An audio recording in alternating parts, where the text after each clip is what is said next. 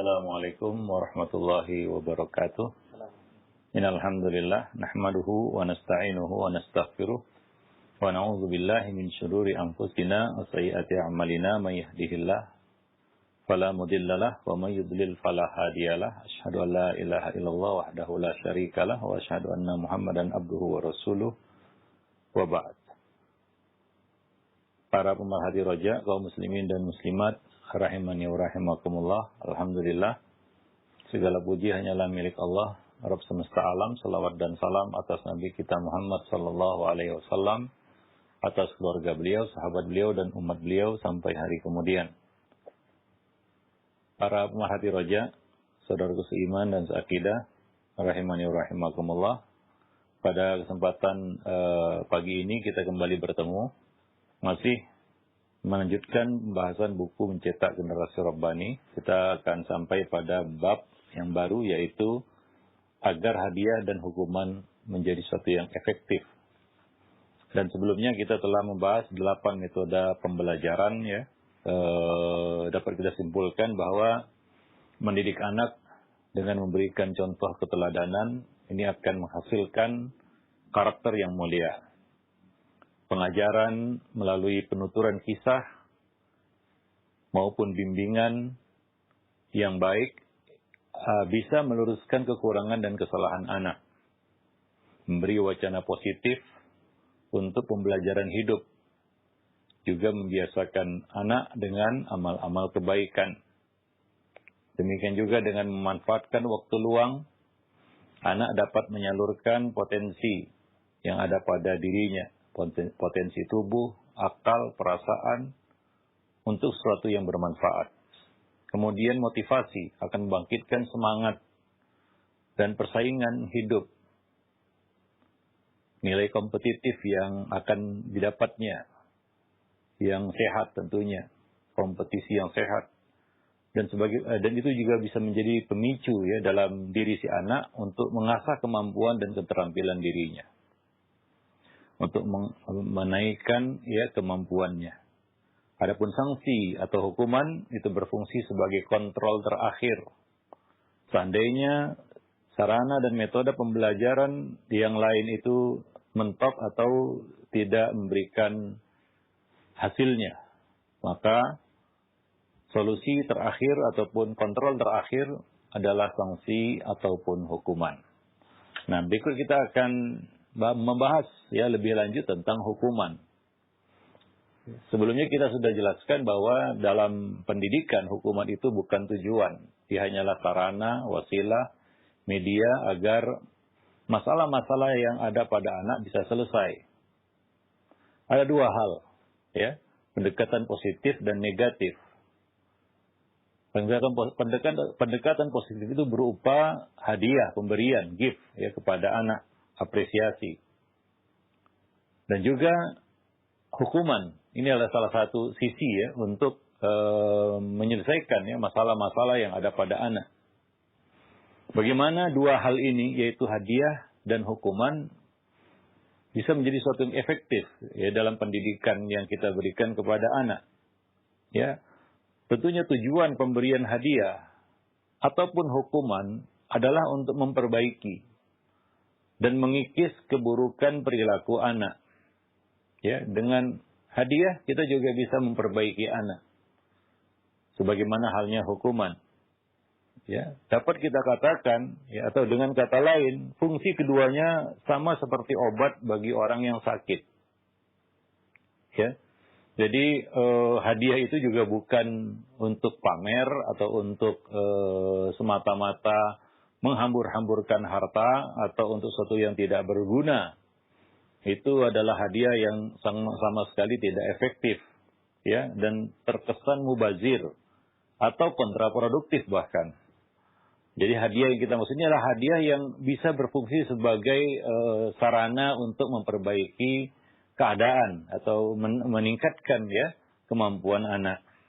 Maka kita harus mengingat bahwa pemberian obat harus tepat dosisnya.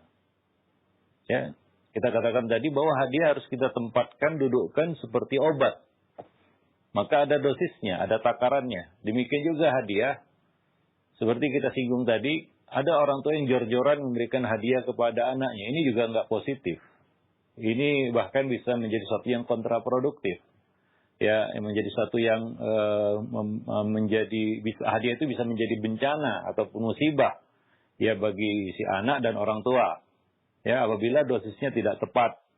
Ya, maka obat itu ya sifatnya harus tepat dosisnya dan waktu pemberiannya. Ya, kalau tepat ya dosisnya dan diminum sesuai dengan aturannya, maka akan menyembuhkan penyakit, ya, yaitu dengan memperhatikan penyakit serta keadaan pasien. Itu pemberian obat, ya. Sebab jika tidak, ya, misalnya tidak sesuai dosisnya, obat itu pun akan menjadi tidak efektif, ya, mungkin tidak menyembuhkan. Bahkan jika kelebihan dosis, obat itu dapat berubah fungsi menjadi racun yang mematikan. Dan ini terjadi pada banyak anak yang digelontorkan hadiah ya kepadanya dari orang tua, sehingga anak itu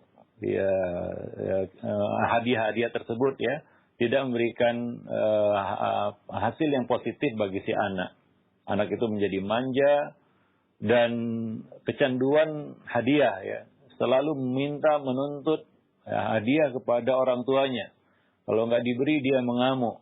Nah, ini adalah akibat dari pemberian hadiah yang tidak memperhatikan dosis dan takarannya, ya. Nah, demikian. Dia bisa menjadi satu yang buruk bagi si anak. Nah, demikian juga ya, jika hadiah ataupun hukuman diberikan ya secara berlebihan tadi, sama seperti obat, bisa membuat dia kehilangan fungsi, ya. Ya, membuatnya kehilangan fungsi asli, yaitu mengambil hati atau membuat jerah. Hadiah itu untuk mengambil hati si anak. Tahadu tahabu, kata Nabi. Berbagi hadiahlah kamu, niscaya akan muncul rasa cinta di antara kamu. Hadiah itu adalah sarana atau media kita untuk mengambil hati anak. Alat kita untuk mengambil hati si anak. Meluluhkan hatinya, melembutkan hatinya. Adapun hukuman, fungsinya adalah membuat jerah. Ya, membuat dia berhenti dari kesalahan, keburukan ya yang dilakukannya. Nah, sebagai obat bagi penyakit bagi jiwanya. Nah, namun jika berlebihan, dia pun kedua hal ini, hadiah maupun hukuman, itu bisa berubah menjadi racun yang justru akan merusak kepribadian si anak. Hukuman kita lihat ya. Kalau hukuman itu berlebihan, ya kita katakan tanpa dosis dan takaran, bahkan ada anak yang dijejali hukuman oleh orang tua, ya. Ya, ini akan membuat anak itu ya kehilangan kita katakan kehilangan kepribadiannya sebagai seorang anak. Ya, dia akan mencap dirinya sendiri adalah seorang yang selalu bersalah. Ya, dengan hukuman itu, karena hukuman itu identik dengan kesalahan kan begitu ya. Nah, ketika anak dibantai jor-joran dengan hukuman demi hukuman, dia merasa dia bukan pribadi yang baik. Ya, dia mencap dirinya sendiri sebagai anak nakal, anak bandel, anak jahat dan seterusnya dengan hukuman-hukuman yang bertubi-tubi dia terima. Maka lihat juga para orang tua, ya hukuman itu harus tepat dosis dan takarannya. Ya, ada kalanya menyelesaikan masalah anak itu bukan dengan hukuman. Ya, karena tadi ya kembali kepada ya falsafah dasar hukuman, dia adalah sebagai media dan sarana, bukan tujuan. Ini sangat mendasar ya, sangat fundamental. Karena sebagian orang tua yang menjadikan hukuman itu sebagai tujuan, ya maka boleh dikatakan dia berubah menjadi orang tua yang hobi menghukum anak. Ya, dan ini bisa membawa kepada satu yang buruk, karena hukuman mungkin dimulai dari hukuman yang ringan sampai dia memberikan hukuman yang berat. Ya, hukuman yang berat yang kita maksud adalah hukuman secara fisik. Dan ini ya bisa kalau tidak terkontrol, ya, kalau tidak terkendali, ini bisa mematikan bagi si anak. Banyak anak-anak yang menjadi korban hukuman dari orang tuanya hingga meregang nyawa. Ya, hingga meregang nyawa. Ada yang cacat ya, fisik, cacat seumur hidup, ya, dan lain-lain sebagainya. Merugikan ya bagi si anak dan juga bagi orang tua ini. Ya, nah demikian. Maka harus ada kendali di situ. Ya, orang tua harus berpikir ya tentang hukuman-hukuman yang harus dia berikan kepada anak. Ya, dosisnya, waktunya ya. Nah, kemudian ya tidak selalu ya hukuman itu menjadi solusi terakhir ya. Nah, demikian. Tidak selalu. Ya, mungkin ada jalan lain, cara lain untuk menyelesaikannya. Wallahu a'lam bishawab. Nah, dan kalau berlebih-lebihan juga ya, banyak ya kasus-kasus anak yang akhirnya kebal terhadap hukuman.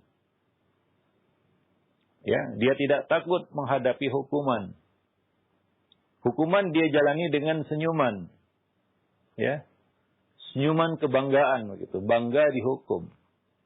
Ya, kita lihat kasus-kasus di sekolah ya, sebagian anak-anak itu yang merasa bangga dia dihukum. Hukumannya yang dia terima itu menjadi suatu kebanggaan. Ya, dia berhasil ya menempatkan dirinya sebagai anak yang ditakuti karena nggak takut hukum gitu ya.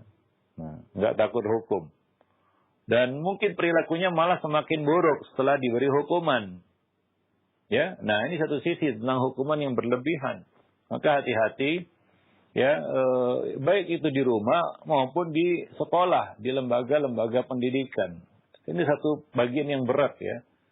Ya, yaitu mendidik tanpa ya memborbardir anak dengan hukuman begitu ya. Atau sanksi-sanksi di sekolah kan ya mungkin ya kita tahu sendiri ya bagaimana anak itu ya macam kita katakan dihadapkan kepada ya apa namanya menu hukuman begitu ya. Kita katakan menu hukuman. Ini ya peraturan ini kalau tidak hukumannya ini begitulah seterusnya.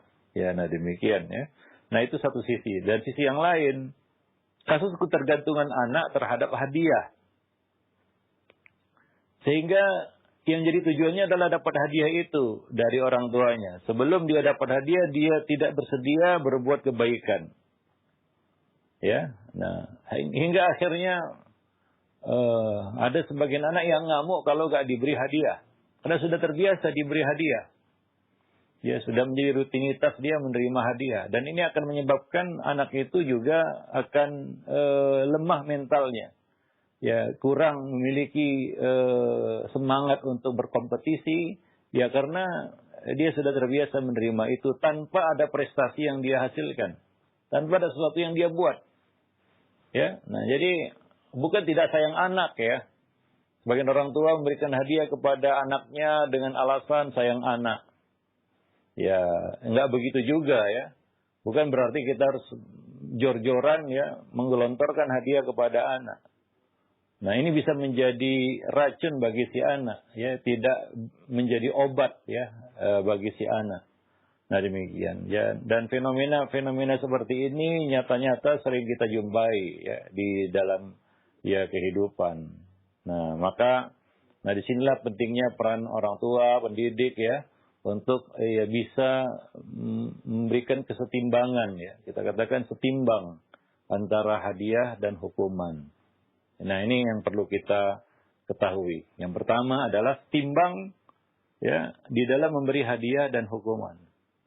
Ya, untuk menghasilkan ya, membuahkan hasil yang sesuai harapan. Kesetimbangan ini perlu kita lakukan, yaitu proporsi ukuran yang tepat dan adil. Ya. Jadi adil dalam memberikan hadiah itu bukan kita berikan hadiah kepada semua anak, tidak, tapi adil juga di dalam ya kita memberikannya. Ya. Demikian juga dengan hukuman. Ya, antara hadiah dan hukuman ini harus setimbang. Nah, dan kesetimbangan di sini tidak berarti hadiah dan hukuman harus diberikan dengan porsi yang sama, 50-50, 50-50, tidak. Akan tetapi, yaitu yang layak kita jadikan standar dalam hal ini adalah standar yang digunakan oleh Allah dalam memberikan pahala dan dosa bagi hamba-hambanya. Ya, nah ini yang perlu kita perhatikan ya bagi para orang tua dan pendidik ya. Dalam satu hadis yang sahih di sini ini ada cara Allah untuk mendidik manusia juga ya. Ya, membimbing manusia kepada kebaikan dan mencegah mereka dari keburukan-keburukan. Ya, supaya meninggalkan keburukan itu menjadi suatu yang mudah, ya, tidak menjadi beban, ya, dan melakukan kebaikan itu menjadi suatu yang diminati, ya, disukai, ya. Nah, demikian. Dalam sebuah hadis sahih Nabi sallallahu alaihi wasallam bersabda, "Innallaha katabal hasanati was sayyi'at, tsumma bayyana dzalika." Sesungguhnya Allah telah menulis, mencatat, ya, setiap kebaikan dan keburukan, kemudian menjelaskan nilainya. Ya, nilai bagi setiap kebaikan dan keburukan itu. Faman hamma bihasanatin falam ya'malha katabahallahu 'indahu hasanatan kamilah. Barang siapa yang bertekad melakukan suatu kebaikan dan dia belum sempat melakukannya, ya, karena mungkin ada saja halangan, ya, namanya juga rencana, ya, namanya juga niat. Tidak semua rencana dan niat yang kita pasang itu benar-benar terjadi, ya. Kadang-kadang tidak ada kesempatan, ya, ada halangan macam-macam, ya. Nah, dan dia belum sempat melakukannya, katabahallahu 'indahu hasanatan kamilah, maka Allah, ya, menuliskan baginya, ya, satu kebaikan yang sempurna, satu pahala kebaikan yang sempurna, satu, ya. Wa in hamma biha fa'amilaha, jika dia bertekad melakukan kebaikan itu dan dia benar-benar melakukannya, yaitu dia wujudkan kebaikan yang menjadi niatnya itu, sesuatu yang sudah dia rencanakan, lalu dia lakukan kebaikan itu, katabahallah asyara hasanatin ila sabi'i mi'ati di'fin ila adha'afin katsirah. Maka Allah akan mencatat baginya 10 pahala. Bisa dilipat gandakan menjadi 700 kali lipat sampai kelipatan yang sangat banyak. Ini berkaitan dengan kebaikan. Allah mengapresiasinya dengan satu kebaikan dengan niat yang dia miliki, tekad yang dia miliki.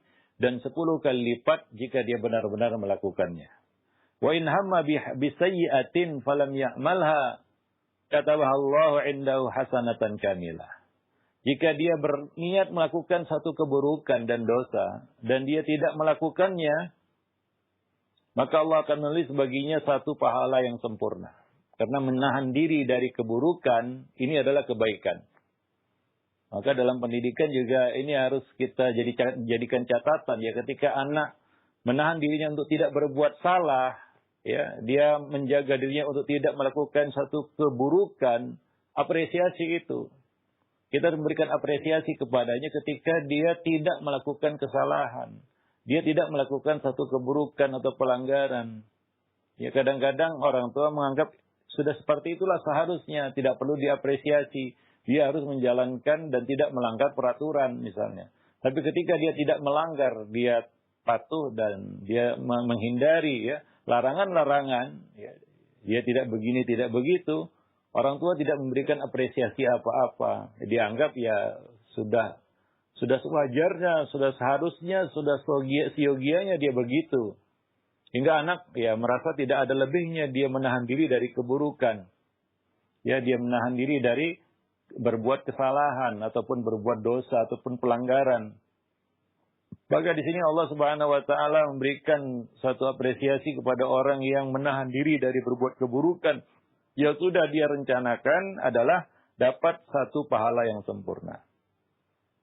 Wa in hamma biha fa'amilaha, jika dia bertekad melakukan keburukan, ya, kejahatan, lalu dia benar-benar melakukannya, maka Allah Subhanahu wa taala akan tuliskan untuknya satu dosa kejahatan, ya, sayyi'atan wahidah. Satu dosa kejahatan. Nah, demikian. Itu, ya, kita katakan perbandingan antara hadiah dan hukuman. Hadiah itu pahala, hukuman itu berupa dosa ataupun, ya, kita katakan ancaman dosa, ya, catatan dosa. Nah, ini kesetimbangan yang Allah berikan di dalam mendidik, membimbing hamba-hambanya. Dan ini kesetimbangan ini juga kita harus terapkan di dalam, ya, pendidikan, ya, kepada anak-anak kita. Cobalah lihat, ya, Allah menjanjikan pahala bagi manusia meski sekedar berniat untuk melakukan suatu kebaikan. Dan Allah Maha tahu, ya, apakah benar niat itu atau tidak. Karena ini urusan hamba dengan Tuhannya. Ya, nggak bisa orang lain ikut campur, niatmu bohong, niatmu nggak benar ya kita nggak tahu ya. Hanya Allah dan yang bersangkutan yang tahu apakah dia benar-benar berniat melakukan kebaikan itu atau tidak. Ya, nah, manakala niat itu diwujudkan dalam bentuk amal saleh, maka Allah membalasnya dengan pahala tidak hanya satu, tetapi berlipat ganda, minimal 10. Ya, minimal 10. Ya, bisa dilipat gandakan jadi 70, 100, 700, bahkan kelipatan yang hanya Allah yang tahu. Nah, demikian. Ini adalah bentuk pemurahnya Allah Subhanahu wa taala, kepemurahan Allah Subhanahu wa taala sesuai dengan namanya Ar-Rahim, ya, yang Maha Pemurah, ya, yang Maha Penyayang. Ya, Allah mengedepankan kasih sayangnya daripada kemarahannya. Maka Allah memberi lebih ya kepada hamba-hamba yang berbuat kebaikan. Nah, ini satu ya, hal yang perlu kita terapkan di dalam pendidikan. Ketika anak ya berprestasi, ya berilah apresiasi yang lebih. Ya, ketika dia melakukan apa yang kita inginkan, ya dia melakukan kebaikan-kebaikan, beri dia apresiasi lebih. Terutama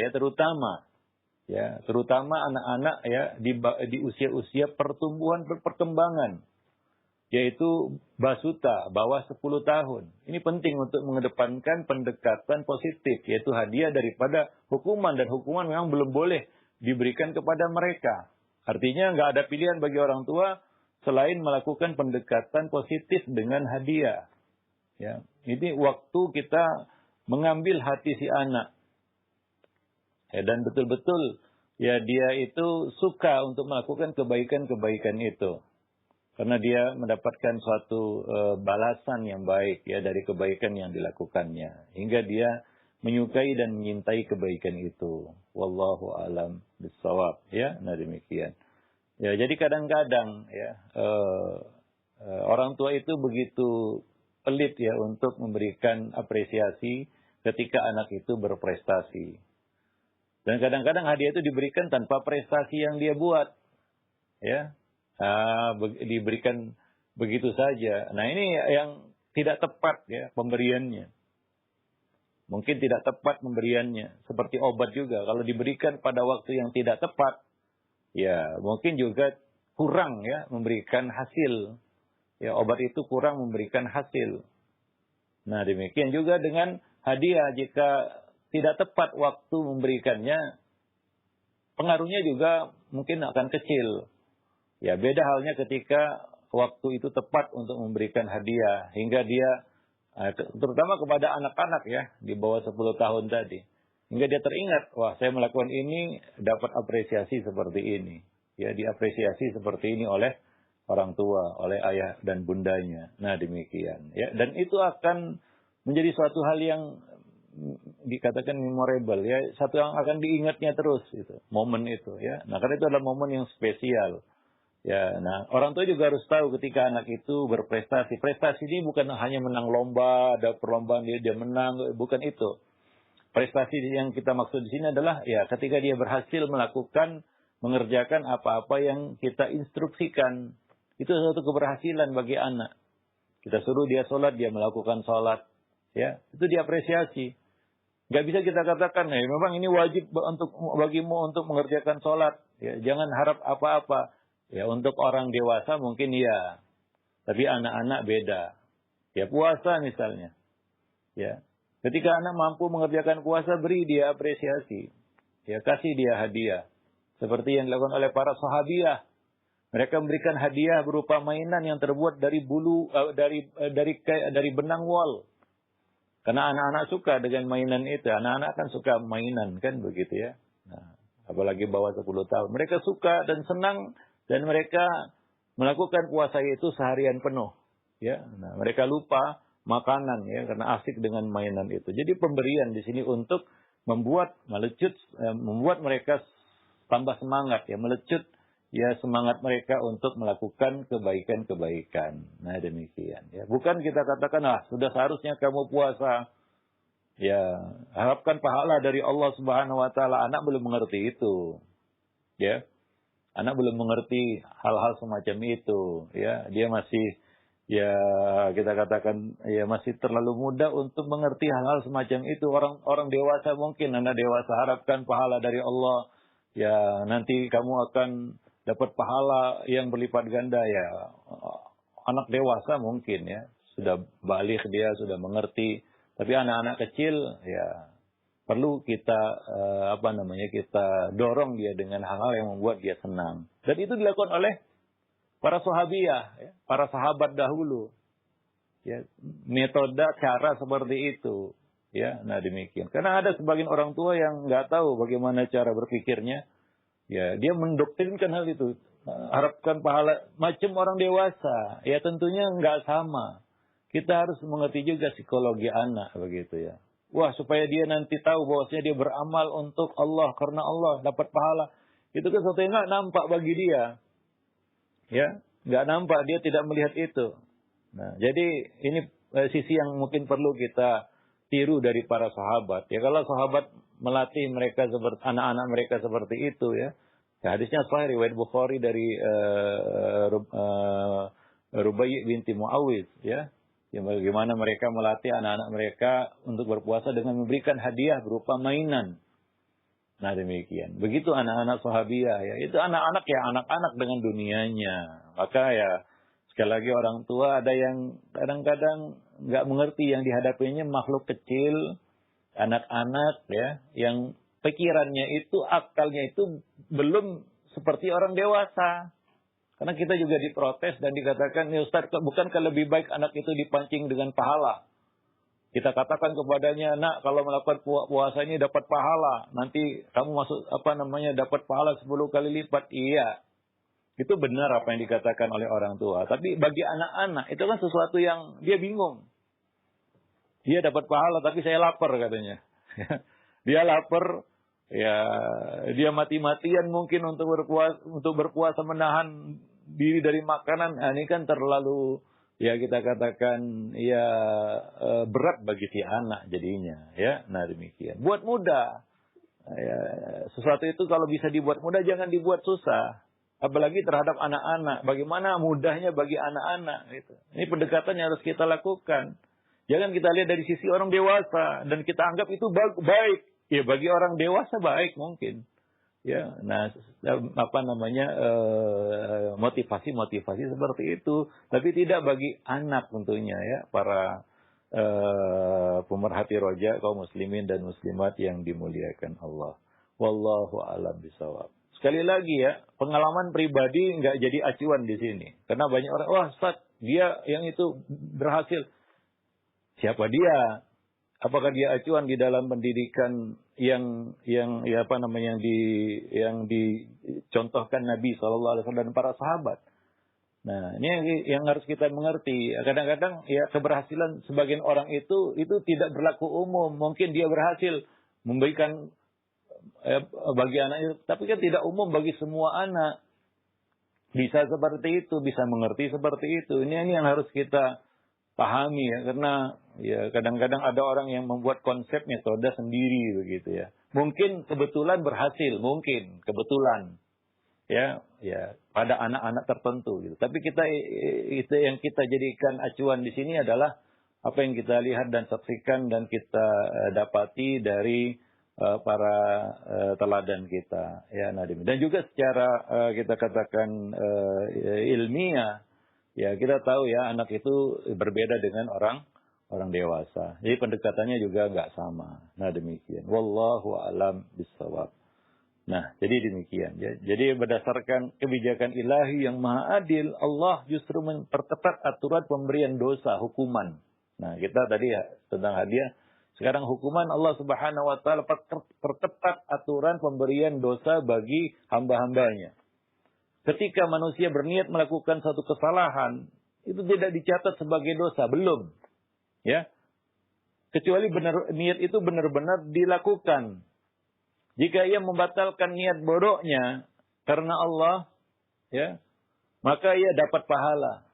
Maka tadi kita katakan ya, menahan diri dari dosa itu kebaikan, dapat pahala dari Allah Subhanahu wa taala. Apalagi dorongannya besar dan kita tidak melakukannya. Ya, kita menahan diri darinya. Itu adalah satu kebaikan. Bahkan ya, ini termasuk salah satu amal yang membuat seorang itu dapat naungan di sisi Allah. 7 manusia yang dinaungi Allah pada hari tidak ada naungan kecuali naungan Allah. Salah satunya adalah orang yang sudah berada di depan pintu dosa namun dia menolaknya dan dia mengatakan saya takut kepada Allah. Ya. Nah, Allah beri balasan ya, dari perbuatan itu walaupun dia tidak melakukan ya, dia cuma menahan diri dari dosa. Nah, itu adalah suatu kebaikan yang dicatat sebagai suatu pahala. Allah beri apresiasi. Bahkan orang itu yang di dalam hadis ya, dia termasuk orang yang dinaungi oleh Allah pada hari di mana tidak ada naungan kecuali naungannya. Ya, para pemerhati roja kaum muslimin dan muslimat yang dimuliakan Allah. Nah, demikian juga di dalam pendidikan ya, anak-anak kita. Ketika anak-anak itu dia tidak misalnya lah ya, tidak bermain HP ya. Dia menolak untuk atau dia menyingkirkan HP-nya pada saat tertentu ya, yang mana kita misalnya dia ya dengan kerelaannya dia mengikuti aturan misalnya jam 10 pagi jam 10 malam handphone harus dikumpulkan misalnya, contohnya ini. Kasih apresiasi karena nggak semua anak bisa meninggalkan itu. Nah, ketika dia meninggalkan sesuatu yang buruk, kasih dia apresiasi. Karena nggak mudah juga meninggalkan sesuatu yang buruk, apalagi dorongan untuk melakukannya itu besar. Itu tidak mudah. Ya, itu adalah satu kebaikan dan prestasi juga, ya. Nah, demikian, ya. Nah, dan ketika dia melakukan kesalahan, maka coba lihat bagaimana Allah memperketat aturan pemberian hukuman bagi manusia, ya. Yaitu dosa berupa dosa ya, catatan dosa. Cuma satu. Artinya enggak Allah tidak menghukum hambanya berlebihan, tidak. Ya. Nah, demikian. Dan Allah Subhanahu wa taala banyak mengampuni, wa ya'fu an katsir, banyak mengampuni kesalahan ya hamba-hambanya. Dan itu juga harus kita lakukan di dalam pendidikan. Artinya apa? Banyak hal yang harus kita maafkanlah dari kesalahan-kesalahan anak, ya. Dan sebenarnya itu waktu kita untuk menanamkan sesuatu, memberikan bimbingan dan nasihat. Ketika anak melakukan kesalahan misalnya, itu adalah waktu untuk memberikan bimbingan dan nasihat, bukan hukuman. Ya, apalagi itu adalah kesalahan yang baru pertama dia lakukan. Ya, enggak pantas juga dia langsung dapat hukuman. Ya. Nah, demikian. Ya, jadi ini adalah waktu untuk melakukan metode pembelajaran yang lain sebelum sampai kepada metode yang terakhir, yaitu pemberian hukuman. Inilah waktu kita untuk membuat dia respect ya kepada nasihat kita, ya, bahwa dia masih dilindungi, ya, masih dimaafkan, ya, masih ditolerir, ya, masih diberi kesempatan, ya. Masih diberi motivasi untuk bangkit dari kesalahan. Nah, seperti itu. Ya. Jadi nggak tepat juga kalau anak baru melakukan satu kesalahan langsung dapat hukuman. Nah, demikian ya. Wallahu a'lam bishawab. Jadi inilah dia kesetimbangan yang Allah lakukan terhadap hamba-hambanya. Ya, sungguh sangat indah kesetimbangan yang Allah ciptakan itu untuk manusia, untuk hamba-hambanya. Allah memberi kemudahan ya dalam pemberian pahala dan mempersempit pemberian dosa, ya, catatan dosa. Kesetimbangan seperti ini yang harus kita teladani untuk menciptakan ya kesetimbangan juga di dalam pemberian hadiah dan hukuman ya terhadap anak. Bagaimana Allah Subhanahu wa taala mengutamakan pemberian pahala, kita pun harus mengutamakan pemberian penghargaan dan hadiah untuk anak. Sementara pemberian dosa yang Allah ya persempit ya. Ini menginspirasi kita untuk meminimalkan pemberian hukuman. Kalau bisa, jangan sampai kepada solusi yang terakhir itu. Ya, langkah terakhir itu. Kalau bisa, kan begitu. Ya. Dan itu yang dilakukan oleh Nabi. Nabi tidak pernah sampai solusi terakhir. Baik terhadap istri, apalagi terhadap anak. Nabi tidak pernah memukul anak. Nabi tidak pernah memukul wanita. Nah, demikian. Jadi pemberian hadiah itu didahulukan dan diutamakan. Sementara pemberian hukuman diakhirkan dan diminimalkan. Ya, wallahu alam bisawab. Dan keseimbangan ini ya harus selalu kita jaga. Dan insya Allah hasilnya juga akan positif. Ya, wallahu alam bisawab. Nah, demikian ya para pemerhati roja kaum muslimin dan muslimat yang dimuliakan Allah. Ya, mudah-mudahan bermanfaat bagi kita semua. Berikutnya kita akan bahas poin kedua di dalam bab ini, yaitu tentang hadiah. Ya, hadiah itu tidak selalu materi. Karena kadang-kadang kalau bicara hadiah selalu diidentikan dengan pemberian materi. Tidak. Sebagaimana nikmat dalam surga juga bermacam-macam. Tidak satu nikmat, tidak. Tidak satu pemberian yang Allah berikan kepada hamba-hambanya ya berupa menjadi satu pahala bagi mereka nanti di surga. Bermacam-macam pemberian. Bahkan pemberian yang teragung di surga nanti yang Allah berikan kepada hambanya bukan makanan, minuman, bidadari dan lain sebagainya. Tapi melihat Allah Subhanahu wa ta'ala. Jadi ya tidak melulu hadiah itu materi, enggak. Ada kadang-kadang hadiah non materi itu menjadi hadiah yang terbaik. Ya, hadiah non materi. Maka di dalam konsep pemberian hadiah ini kita juga harus memiliki ya satu kita katakan pemahaman yang benar gitu. Bahwa hadiah itu tidak selalu materi dan bukan harus mahal. Ya.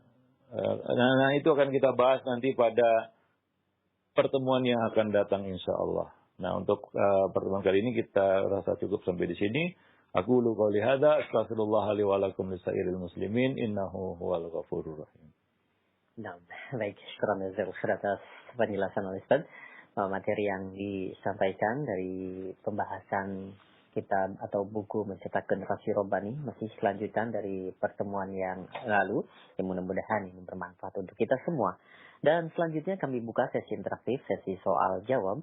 Bagi Anda, para pemerhati roja sekalian yang ingin bertanya, Anda bisa mengirimkan pertanyaan di nomor layanan pesan singkat. Dan tentunya kami harapkan pertanyaan disesuaikan dengan pembahasan kita, yaitu mengenai pembahasan parenting keluarga. Baik, yang pertama kami ajukan pertanyaan Ustaz. Assalamualaikum warahmatullahi wabarakatuh. Dari penanya yang berada di Cibubur. Ya Ustaz, apakah berharap mereka, anak-anak yang kita didik dan kita besarkan dengan susah payah, supaya nantinya agar berbakti kepada kita sebagai orang tua ketika mereka besar? Apakah hal tersebut merupakan suatu bentuk ketidakikhlasan dalam melaksanakan kewajiban kita?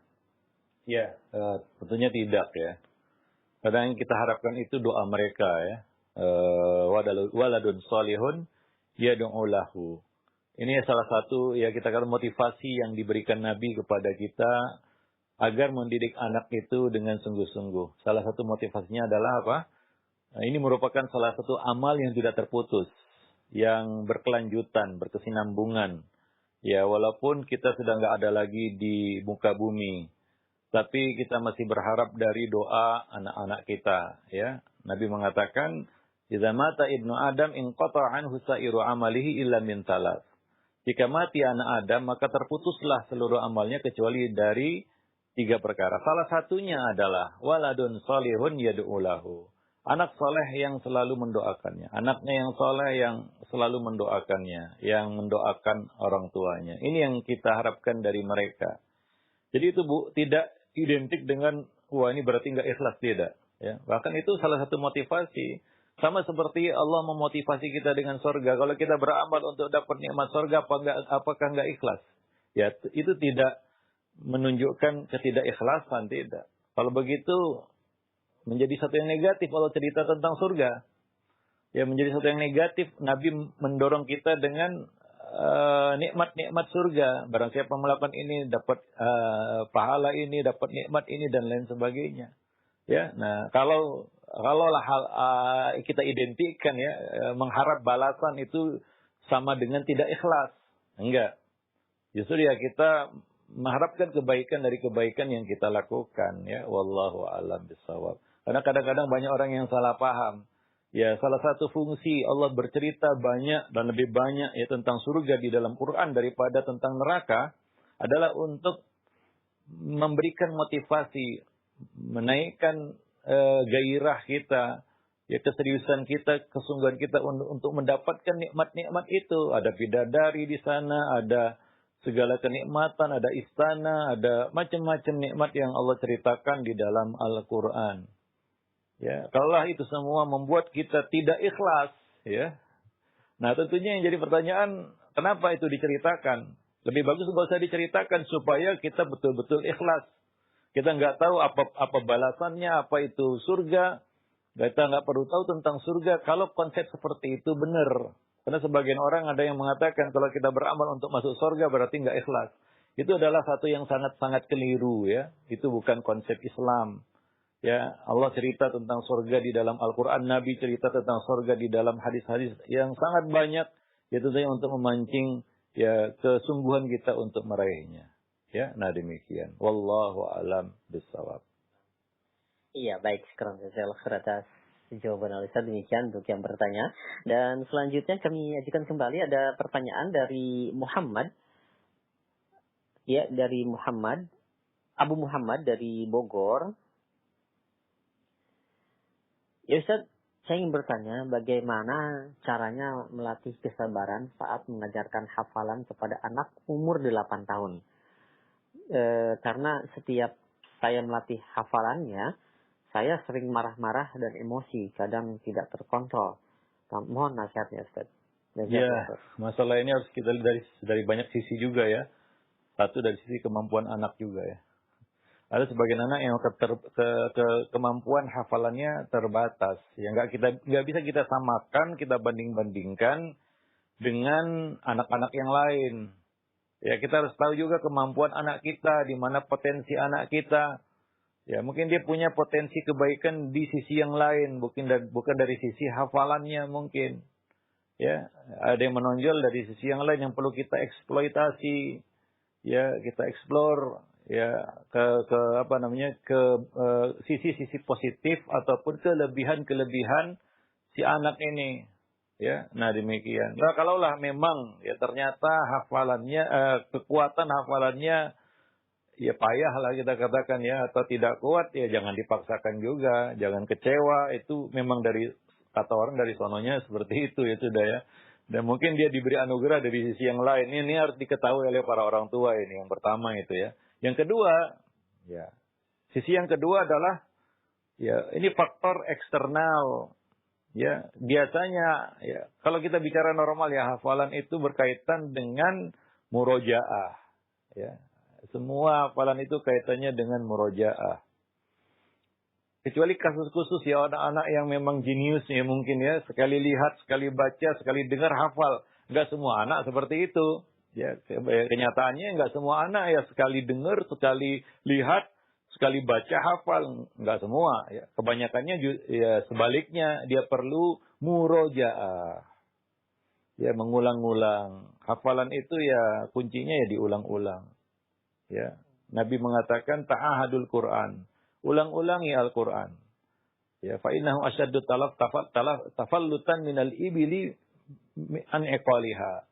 Sesungguhnya dia lebih liar daripada onta yang lepas dari ikatannya. Onta kalau lepas dari ikatan hilang dia nggak akan kembali. Ya. Dia adalah hewan yang mandiri, beda dengan kambing. Maka Nabi contohkan di situ bukan dengan kambing atau sapi, enggak. Sapi, kambing yang lepas dari ikatan mungkin dia akan balik ke kandangnya. Mungkin dia akan berdiam diri di situ, tidak akan mencari yang lain. Tapi kalau onta lepas dari tuannya, dia akan cari tuan yang baru. Ya, dia akan cari tempat yang baru. Itu unta. Nah, demikian. Nah, ini digambarkan bagaimana orang yang melepas ikatan Qur'annya, dia maka hafalannya akan lari darinya. Kira-kira demikian. Nggak akan kembali lagi kepadanya. Maka perlu ta'ahud ya, yaitu mengulang-ulang. Jadi hafalan itu kaitannya dengan murojaah, ya mengulang-ulanginya. Nah, di sini masalahnya adalah mungkin ada kemalasan ya. Kalau kita bicara murojaah, itu masalahnya berkaitan dengan rajin tidaknya si anak. Ya. Nah, rajin itu lawannya malas. Nah, malas ini mungkin faktor luar lah ya.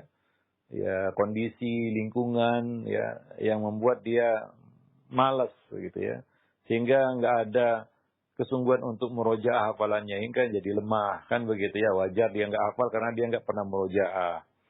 Nah itu faktor yang kedua. Ya jadi coba lihat orang tua bagaimana murojaah hafalannya. Ya, nah demikian. Yang ketiga, ya tentunya untuk mengawal anak itu memang susah. Perlu kesabaran ekstra. Ya, ada banyak faktor ya, terutama faktor doa juga. Ya, doakan dia daripada marah-marah yang nggak menyelesaikan apa-apa. Ya, lebih bagus marah itu diganti dengan doa saja ya. Nah, karena ilmu itu dari Allah. Ya, maka mintalah kepada Allah Subhanahu wa taala. Ya, oleh itu sebab itu ya Al-Imam Bukhari disebutkan ketika memasukkan setiap hadis dalam sahihnya itu beliau sholat 2 rakaat doa kepada Allah Subhanahu wa taala. Nah, demikian. Jadi ya ini ilmu ya, hafalan itu ilmu. Ya perlu bantuan dari Allah Subhanahu wa taala. Daripada orang tua itu marah-marah sama anaknya, ya doakan aja. Ya mudah-mudahan dimudahkan ya dia di dalam perjalanannya menuntut ilmu. Wallahu a'lam bishawab. Dan bicara sabar ya itu adalah suatu yang ya gampang-gampang susah dikatakan ya. Ya seperti ya buku yang sedang kita tulis ya, judul yang Anda perlukan hanyalah sabar. Cuma ya itu tadi, sabar itu nggak mudah ya. Nah demikian, apalagi menghadapi anak-anak, apalagi zaman sekarang. Ya kita tahu penghalang anak mau meroja itu handphone kan begitu ya. Nah, ketemu dia, keinget dia handphonenya, ya sudah, bubarlah murojaah kan begitu. Nah, itu yang menghalangi anak ya zaman sekarang, dan ini menjadi masalah bagi para orang tua.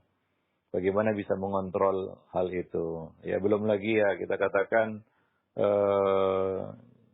ya anak-anak ya zaman sekarang ya kita katakan banyak ya peluang-peluang ya untuk ya kita katakan lari dari menuntut ilmu ya, lari dari pelajarannya begitu. Maka orang tua mengawalnya ya supaya tetap di jalurnya ya, jalur menuntut ilmunya begitu. Karena kalau tidak ya akan dia lari ke sana lari kemari kan begitu ya, tidak fokus ya kepada tugasnya untuk menuntut ilmu. Nah demikian, wallahu a'lam bishawab. Ya baik, atas jawaban Al-Ustaz demikian untuk Abu Muhammad yang berada di Bogor. Dan selanjutnya kami ajukan kembali pertanyaan di layanan pesan singkat. Ustaz, anak kami saat ini sedang mondok di pesantren, tapi dia merasa tidak suka dan lihat stres, Ustaz. Akhirnya kami kasihan dan kami putuskan untuk memindahkannya ke sekolah full day. Nah, yang ingin saya tanyakan dan minta nasihatnya, benarkah keputusan saya tersebut dengan melihat dia yang kelihatan stres karena juga kasihan ya melihat anak yang tertekan ketika di pesantren. Nah, mohon nasihat Ustaz.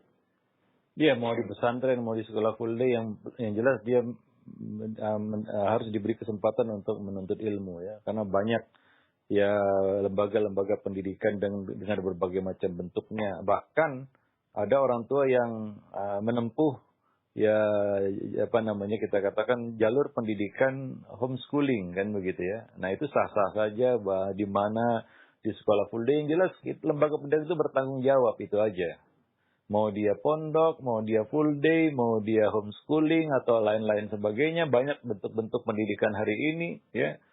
Yang jelas pemangku kebijakan di lembaga pendidikan itu adalah pihak yang bertanggung jawab gitu terhadap pendidikan.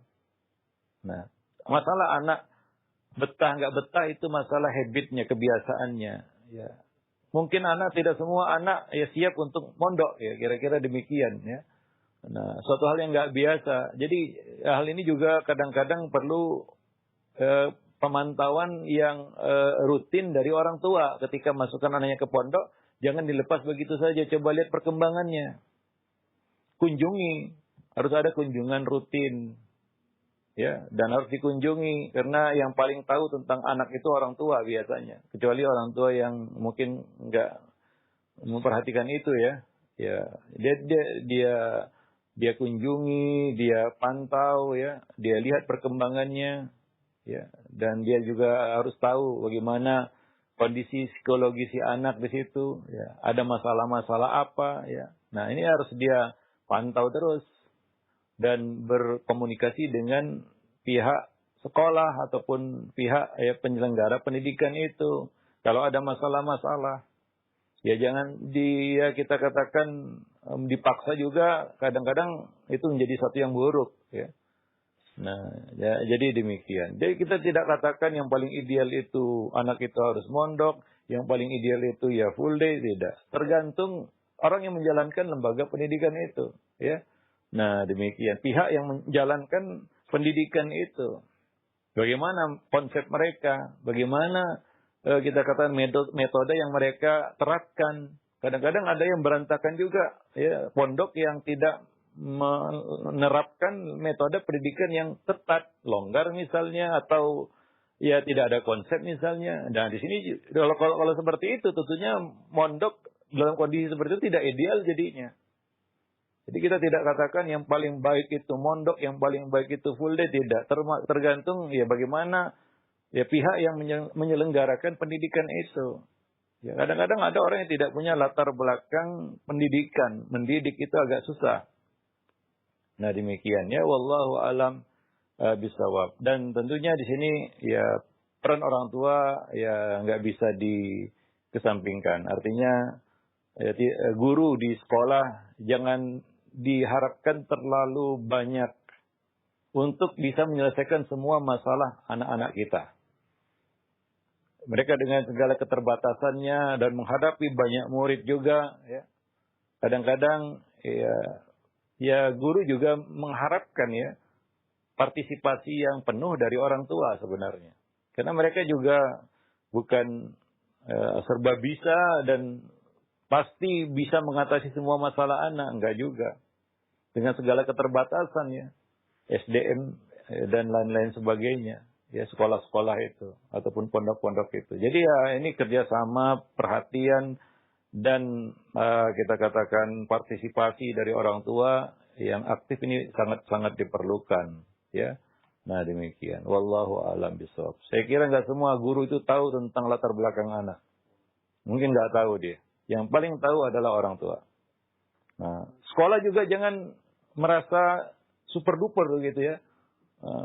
Menghalangi akses orang tua kepada anak. Ini juga apa mereka mengerti semua masalah anak, kan tidak. Nah, karena ada juga pondok yang ataupun sekolah yang membatasi akses anak ke orang tua atau orang tua ke anak. Ini juga kurang tepat ya menurut pendapat kita. Wallahu a'lam bishawab. Baik. Mungkin sampai sini dulu pertemuan kita pada kesempatan pagi ini, mudah-mudahan bermanfaat bagi kita semua. Lebih dan kurang saya mohon maaf. Aku qauli hadza, astaghfirullah li wa lakum lisairil muslimin, innahu huwal ghafurur rahim.